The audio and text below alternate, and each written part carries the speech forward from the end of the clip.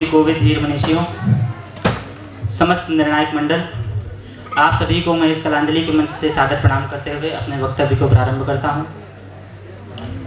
मेरा प्रथम श्लोक, कह कालानि कामधेनु गुना विद्या ह्यकाले फलदायनी प्रवासे मातृसदृशी विद्या गुप्तम धनम स्मृतम।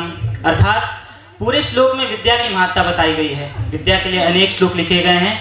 विद्या ददात विनयम विनयात याति पात्रताम पात्रत्वात् धनमापनोति धनात् धर्मात् तथा सुखम। विद्या एकमात्र ऐसा धन है जिसे कोई हमसे कभी छीन नहीं सकता है।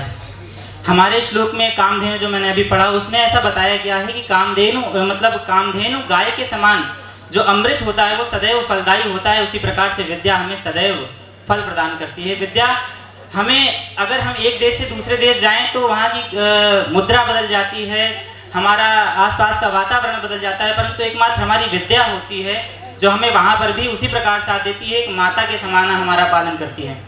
तो विद्यार्जन करना एक बात हो गई। अब मैं कुछ नवीन कुछ अपनी ओर से इसमें रखना चाहूँगा कि विद्या हमारे पास आ जाती है। बहुत सारे ऐसे विद्वान होते हैं जो विद्वान होते हुए भी कई बार मूर्खतापूर्ण काम कर जाते हैं। मैं दो उदाहरण रखता हूँ, एक हनुमान जी का और एक रावण का। रावण को 10 शीश कहा जाता था।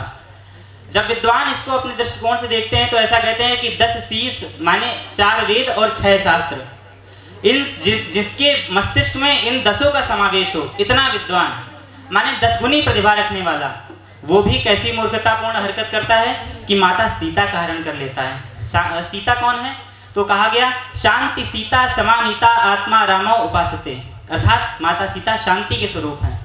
हमारे समाज में भी कई प्रकार के ऐसे विद्वान होते हैं जो अपनी विद्वता के अभिमान में कई बार ऐसी बात कह जाते हैं कि दूसरों की शांति का हरण हो जाता है।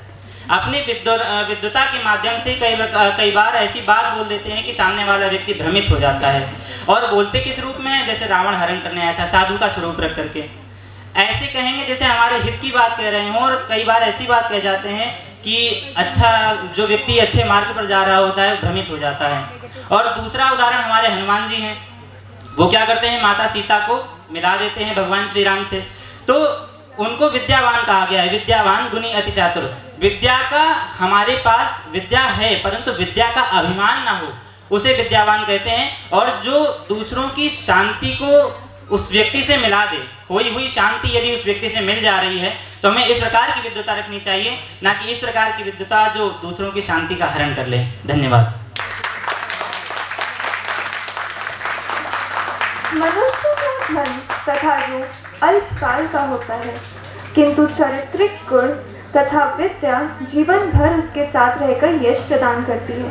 मानव जीवन की इस सत्य तक को उजागर करने वाले इन उद्गारों के पश्चात हम आमंत्रित करते हैं अगले प्रतिभागी दीपाली गुप्ता तथा प्राची वर्मा को।